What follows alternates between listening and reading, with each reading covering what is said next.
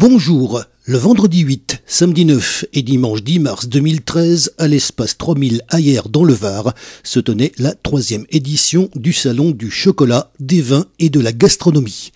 Voici l'interview de Philippe Jussiot, écrivain.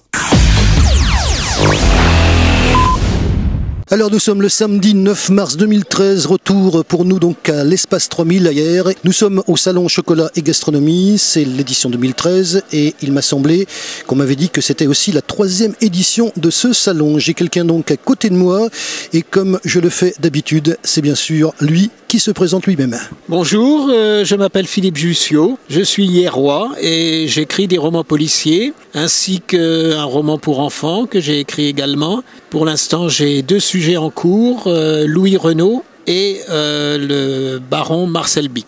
On va d'abord s'arrêter au fait que vous êtes d'hier, parce que ça tombe bien, on se rencontre dans un salon d'hier. Alors vous savez que c'est important pour nous, vis-à-vis de vous-même, vis-à-vis de l'organisateur, de dire qu'on s'est d'abord connu dans un salon, alors que il s'agit quand même ici d'un stand d'écrivains. C'est quand même pas banal de le rappeler. Tout à fait, nous sommes accueillis et nous avons un beau stand où je suis avec quelques collègues. J'ai rencontré il y a 15 jours, vous le savez, au niveau de l'association, alors c'est même moi qui vais le dire, c'est l'association donc Plume d'Azur, donc j'ai rencontré sa présidente, je l'ai même interviewée. Nous devons nous revoir très prochainement. Vous connaissez cette association ? Oui, bien sûr, j'en fais partie. Vous aussi ? Oui, bien sûr. Oui. Bienvenue au club, si vous me le permettez. Oui. C'est d'ailleurs un club fort sympathique et tous ceux qui s'intéressent à la littérature devraient regarder ça d'un peu près, éventuellement s'y inscrire. Moi, ça m'a donné cette impression. Après, je sais pas, donc on verra. Mais donc, en tout cas, la présidente, elle va écouter ça, donc elle est charmante. Voilà. Bon, je dis. Donc, on va revenir un petit peu à vous parce que donc avant de commencer cette interview, moi, j'ai entendu des choses sur la nature même de vos écrits. On va peut-être les qualifier d'abord. Les écrits, c'est quoi ? C'est un roman ? C'est quel sujet ? Alors ce sont essentiellement des romans policiers que je m'attache à rédiger de façon très fluide pour que ça puisse être lu en toutes circonstances, que ça puisse être posé, repris.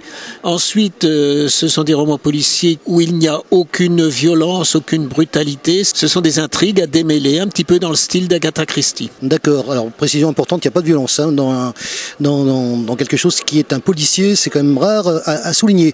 Moi, il y a quelque chose, alors vous le savez, j'ai fait la fête du livre, et les écrivains, je les connais, je pense que vous le savez. On demande toujours, généralement, comment vous avez commencé. Ce livre-là, d'ailleurs, que j'ai sous les yeux, c'est le combien ? Vous en avez écrit combien Celui-ci, c'est le 4e. Ah, le 4e, il y en a 3 avant. Alors. Il y en a 3 avant, effectivement. C'est quoi les 3 avant ? Eh bien, le premier s'appelle « Le lieutenant n'a pas inventé l'eau chaude ». C'est un roman policier qui se passe à Hier. Si vous me permettez, j'aime beaucoup le titre. Oui, bon. Et il se passe à Hier et on y retrouve des endroits connus, des quartiers, des restaurants, des rues, etc. Alors le deuxième maintenant. Le deuxième, c'est le lieutenant aime l'insecticide. Et le troisième alors l'avant-dernier. Le troisième, c'est Meurtre au salon du polar. Et puis celui que vous avez devant les yeux, c'est Meurtre au dessert.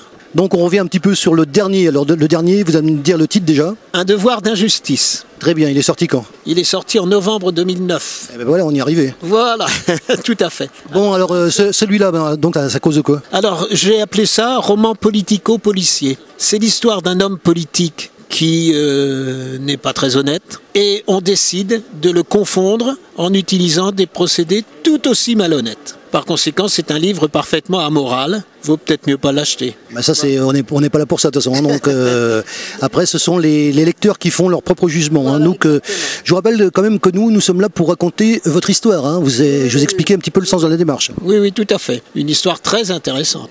D'ailleurs, je vous remercie. Donc on revient un petit peu sur l'ensemble. Alors donc on est toujours ici sur le stand de cette association Plume d'Azur, c'est bien ça ? Oui.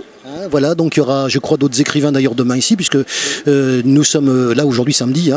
Et donc, que vous dire également ? Donc, est-ce qu'on peut encore dire quelque chose sur ce titre-là ? Ah oui, c'est que c'est un chef-d'œuvre. Non, mais plus que ça quand même. Ah plus qu'un chef-d'œuvre, je ne vois pas ce que ça peut. Non, mais parlez-moi du contenu. Eh bien, sérieusement. C'est ce que je vous ai expliqué. C'est un homme qui a su se faire élire et qui se trouve président d'un conseil général et il abuse de sa position pour avoir un comportement qui tutoie un petit peu la morale. Et ceux qui se sont aperçus de ce comportement et que ça agace ont décidé de lui compliquer un petit peu la vie, de ne plus le laisser faire dans des manœuvres de cet ordre. Oui, alors donc il y a aussi donc un livre dont on n'a pas parlé. C'est quoi exactement? Alors ça, c'est un livre pour enfants à partir de 8 ans. L'histoire est la suivante. Le dénommé Marius, qui accessoirement est mon petit-fils, dans sa classe, il y a un petit noir et tout le monde se moque de lui. Et il trouve que c'est bien injuste parce que ce garçon, il est noir. Bon, c'est l'évidence, il n'y a pas de raison de s'en moquer. Et il prend sa défense, à tel point qu'il y a une relation d'amitié qui s'établit entre les deux et qu'elle devient tellement forte que lorsque Wally repart au Sénégal pour les vacances de Pâques, il lui dit « puisque tu as été gentil avec moi, je t'emmène ». Et donc je raconte le voyage au Sénégal, c'est l'occasion de parler d'amitié encore, surtout de racisme et de choses différentes, la différence entre les individus, etc., etc. Et en même temps, j'ai choisi dans le texte quelques mots un petit peu compliqués pour des enfants de cet âge-là, que j'ai repéré par un astérisque, et c'est renvoyé à un lexique qui est à la fin. Ce lexique reprenant l'explication des mots concernés, non pas sous la forme d'un dictionnaire, mais dans le contexte. Très bien, mais je pense qu'on vous connaît un petit peu plus maintenant. J'espère. Voilà, merci beaucoup. Je vous en prie. La particularité de ce salon chocolat, vin et gastronomie est d'avoir un stand entier consacré à la littérature à travers l'association Plume d'Azur que nous avons déjà rencontrée dans le salon Maison et Bien-être. L'occasion donc d'interviewer des écrivains qui ont des parcours différents, des genres de littérature différents et donc des histoires différentes. C'est donc tout ce qui fait l'intérêt de ces interviews. Retrouvez désormais nos sujets sur la chaîne YouTube KXTC Podcast, sur le site internet www.lesud83fr/levarois rubrique radio et sur notre site internet www.kxtc-podcast.fr.nf rubrique radio. Consultez en particulier sur ce site la rubrique Qui sommes-nous? Tout est expliqué en détail. Je vous souhaite une excellente fin de matinée et je vous retrouve très très vite sur KXTC Podcast.